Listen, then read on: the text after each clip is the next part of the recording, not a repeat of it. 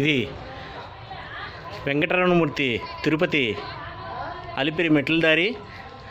ఈ దారి రీమోడల్ చేస్తున్నారు, అందువల్ల మన నడకదారి అంతా ఇలాగా కొట్టేసి ఉంది. ఇప్పుడు నడిచి వచ్చే భక్తులందరూ దానికి పక్క నుంచి ఈ మట్టి దారిలో నుంచి రావాలి. ఈ దారి అంతా ఇలా ఉంది. దయచేసి తిరుపతి వచ్చే భక్తులు ఎవరైనా సరే ఈ విషయాన్ని గ్రహించి నడిచి వద్దాం అనుకునే వాళ్ళు ముందుగా ఈ విషయాన్ని తెలుసుకొని వస్తారని ఈ వీడియో షేర్ చేస్తున్నాం. 2 గంటల్లో ఇది కూడా ఉదయం 6 గంటల నుంచి మధ్యాహ్నం 2 గంటల వరకే ఈ దారిలో నుంచి భక్తుల్ని కొండపైకి పంపిస్తున్నారు. 2 గంటల తర్వాత వచ్చిన భక్తులకి నడకదారి ప్రవేశం లేదు.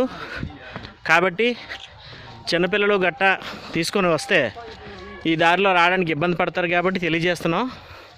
దయచేసి అందరూ గమనించగలరు. ఓం నమో వెంకటేశాయ, ఓం నమో శ్రీనివాసాయ.